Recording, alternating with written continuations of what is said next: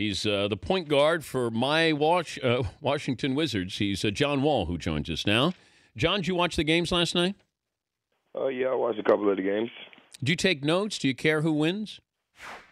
Yeah, no, you just sit back and watch. I mean, you can't hide or discriminate who you want to play in the playoffs. So, I mean, any team you play is going to be a challenge because it's different than the regular season, in my opinion. But you're looking at the Hawks and you're looking at the Pacers. Are you looking at the point guards for those two teams as you watch this series, or does that matter? No, not really. I know how both of those guys play. They're both talented guys. One of them play different style of basketball than the others. And both teams play different ways. One team want to play physical and with a lot of bigs. The other team plays kind of small with more space to shoot as kind of big men.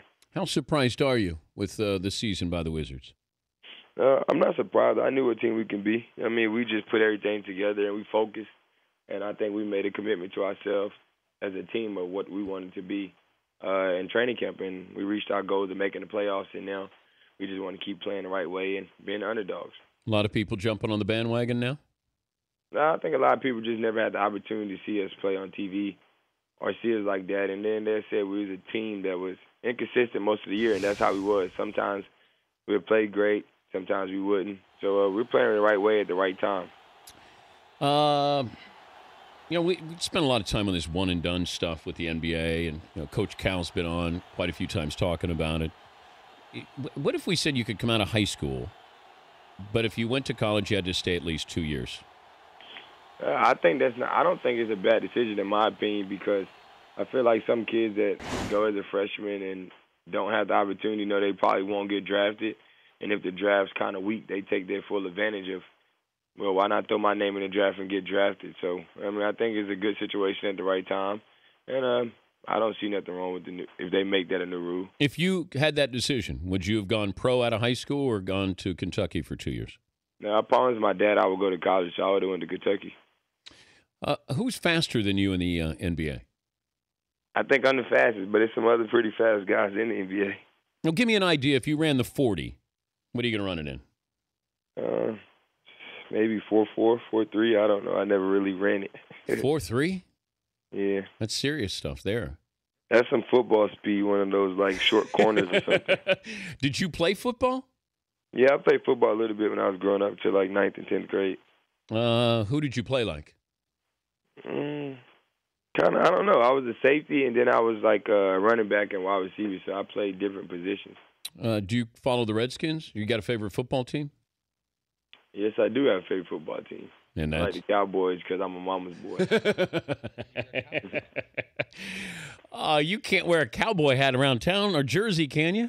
Oh, no, I support the home team, though. I mean, I support the Redskins. Whenever they're not playing each other, I always go to their games and cheer for them. I know that's kind of different, but I got a lot of guys on that team I respect and like to show them support because they come out and do the same for us. You think you could outrun RG3? Yeah, I think so. But I don't know, man. He's a track runner, man. He knows how to run track, hurdles and stuff. How's his jumper? Could he? Does he have any game basketball-wise? He's athletic. I can tell you that. He's very athletic and explosive. He's John Wall of the Wizards joining us, Dan Patrick Show. How tough is it? We saw this last night with Paul George. If you're on the bench and something's happening with your teammate, the instinctive move is to run on the floor to help protect, but the league rules say you can't do that. How tough? Have you been in a situation like that? I think it's a tough situation, but it's kind of like in a game when something happens, when you and somebody get into it, you got to be able to hold your composure. And I think that's the biggest thing. And the tougher thing is you want to react, but sometimes you got to understand what's at risk. And, I mean, you hope nothing happens in that situation, but you leave that up to the NBA to make their decision. But you haven't been involved in an altercation? Well, we had our altercation last series, but it was a timeout when guys was walking on the court, so it wasn't nothing that could be done. Where's your slam dunk trophy? It's downstairs in my house. Okay, so when I walk in your house, how long does it take before I realize that you're a professional athlete? What do I see that's going to tell me? Till you go downstairs, you wouldn't know. You probably think I was just a regular kid that makes a little decent money. Yeah. Well, you make a little bit more than decent money there, John. So I probably see the car or the house, but I go downstairs. What am I going to see? I'll see the slam dunk. I have to look for the slam dunk trophy? No, I have like a barber room downstairs, a movie theater, a game room, and a half-court basketball court. Wait, you got a half-court basketball court? Yeah. Well, this isn't like a Gilbert Arenas type house, is it? Nah. Have you seen that one? Yeah, I've seen that one. That was a pretty amazing house. Didn't he have a Shark Tank in there, John? He had 2 Shark Tanks in there. Give me the house that you've been into, basketball-wise, that blew you away. Whose house? I really haven't been in too many people's houses, so it's been pretty cool. But I can say I've been to Jared Jack's house, and it was a pretty nice house in Atlanta. He had a pretty nice house. Nice little spread there. Yeah. Your thoughts on the Clippers with Donald Sterling? Were the Wizards thinking about protesting and boycotting a game?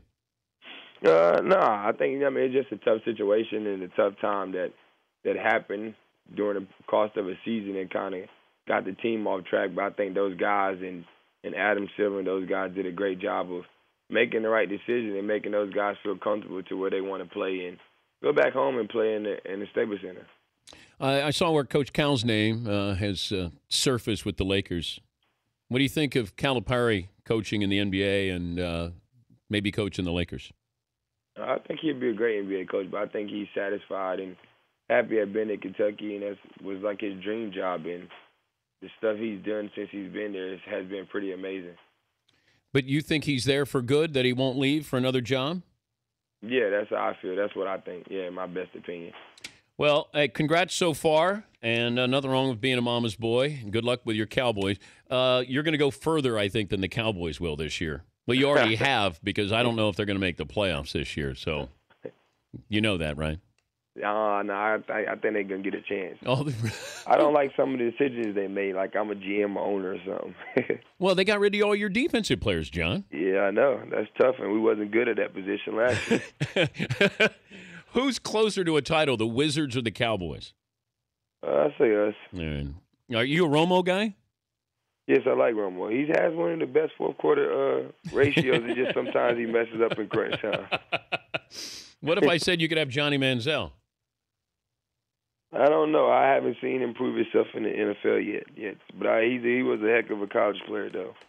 Well, good luck next round, depending on who it is, Hawks or the Pacers. And thanks for joining us, John. Thanks so much. Thanks for having me. All right. John Wall, Wizards point guard.